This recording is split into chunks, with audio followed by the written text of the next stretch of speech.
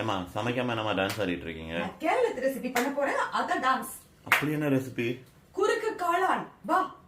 இந்த குறுக்கு காளான் செய்யறது பயங்கர ஈஸிங்க, ஆனா சூப்பர் டேஸ்டா இருக்கும். இதுக்கு இந்த மாதிரி கருணக்கிழங்கு, ஒரு வாழைக்காய் குட்டி குட்டியா கட் பண்ணி ஒரு வாணலியில போட்டு மஞ்சள் பொடி, மிளகு பொடி, உப்பு, தேவையான அளவுக்கு தண்ணி இதை விட்டு நல்லா கொஞ்சம் வேவிச்சு எடுக்கலாம். இப்ப இதுக்கு ஒரு மசாலா அரைச்சிக்கலாம். 1/4 கப் துருவின தேங்காய், 2 ஸ்பூன் மிளகு, 2 ஸ்பூன் ஜீரகம், 2 பச்சை மிளகாய் எல்லாத்தையும் சேர்த்து கொஞ்சம் நல்லா சதைச்சு எடுத்த மாதிரி அரைச்சு எடுத்துப்போம்.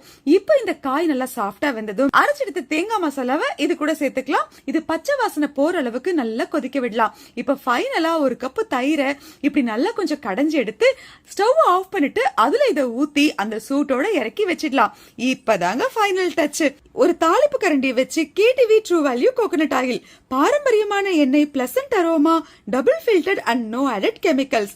இது நல்ல சுத்தமான கொப்பரை தேங்காவை வெயில்ல காய வச்சு எடுக்கிறதுனால இதோட டேஸ்டும் அரோமாவும் அப்படியே ரிட்டைன் ஆகும். KTV true value coconut oil is rich in flavour.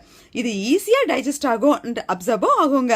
அவ்வளவுதான். இந்த எண்ணெயை ஊத்தி இதுல கடுகு, உளுத்தம் பருப்பு, 2 காஞ்ச மிளகாய், கருவேப்பிலைய தாளிச்சு அப்படியே இதுல கொட்டி பார்த்தா அப்பா மனம் வீட்டையே தூக்குது. இந்த மாதிரி சூப்பரான ரெசிபிக்கெல்லாம் நீங்க கேடிவி பேஜை இன்ஸ்டாகிராம்ல ஃபாலோ பண்ண மறந்துடாதீங்க. அப்புறம் இந்த குறுக்கு காளானை பொறுத்த வரைக்கும் நம்ம சாப்பாட்டுலயே ஊத்தி சாப்பிடலாம்.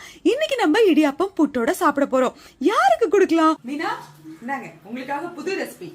அப்போ நினைச்சேன் நான் கேரளா சமையல் சமைக்கும் போது என்ன வச்சுதான் செய்ய போறீங்க. நானும் ஊத்திக்கிறேன்.